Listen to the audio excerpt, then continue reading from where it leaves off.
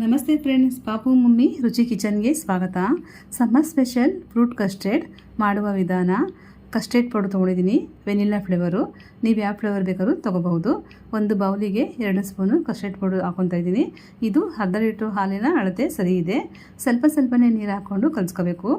ಗಂಟು ಬರದ ರೀತಿಯಲ್ಲಿ ಸ್ವಲ್ಪ ನೀರು ಹಾಕ್ಕೊಂಡು ನಿಧಾನವಾಗಿ ಈ ರೀತಿ ತಿರುಗಿಸ್ಕೋಬೇಕು. ಇದು ರೆಡಿಯಾಗಿದೆ. ಅರ್ಧ ಲೀಟ್ರ್ ಹಾಲು ಕಾಯಿಸ್ಕೊತಾ ಇದ್ದೀನಿ. ಹಾಲು ಕಾದಿದೆ. ಗ್ಯಾಸು ಲೋ ಫ್ಲೇಮಲ್ಲಿ ಇಟ್ಕೊಂಡು ಅರ್ಧ ಕಪ್ಪು ಸಕ್ಕರೆ ಹಾಕೋಬೇಕು. ನಿಮಗೆ ಸ್ವೀಟ್ ಎಷ್ಟು ಬೇಕೋ ಅಷ್ಟು ನೀವು ಹಾಕ್ಕೊಳ್ಳಿ. ಕಲಸಿದ ಬ್ಯಾಟರನ್ನು ಹಾಕ್ಕೊಂಡು ನಿಧಾನವಾಗಿ ತಿರುಗಿಸ್ಕೋಬೇಕು. ಗ್ಯಾಸು ಫಾಸ್ಟ್ ಮಾಡ್ಕೋಬೇಡಿ, ಬೇಗ ತಳ ಹಿಡಿದ್ಬಿಡುತ್ತೆ.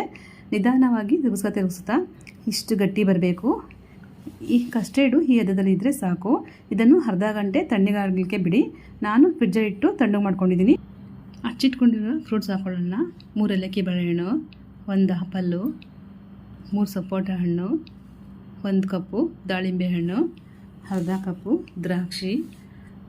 ಬ್ಯಾಟರ್ ಮತ್ತು ಫ್ರೂಟ್ಸನ್ನು ಚೆನ್ನಾಗಿ ಮಿಕ್ಸ್ ಮಾಡ್ಕೋಬೇಕು.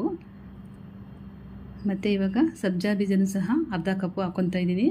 ಬೇಸಿಗೆಗಾಲ ಆಗೋದ್ರಿಂದ ದೇಹಕ್ಕೆ ತುಂಬಾ ತಂಪು ನೀಡುತ್ತೆ.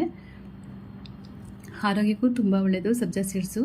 ಮತ್ತು ಮಕ್ಕಳು ಫ್ರೂಟ್ಸ್ ತಿನ್ನೋಕ್ಕೆ ತುಂಬಾ ಕಷ್ಟಪಡ್ತಾರೆ. ಈ ರೀತಿ ಮಾಡಿಕೊಟ್ರೆ ಐಸ್ ಕ್ರೀಮ್ ಥರ ಟೇಸ್ಟ್ ಆಗಿರುತ್ತೆ, ತಿನ್ನೋಕ್ಕೂ ಇಷ್ಟಪಡ್ತಾರೆ. ಇವಾಗ ಫ್ರೂಟ್ ಕಸ್ಟರ್ಡ್ ರೆಡಿಯಾಗಿದೆ.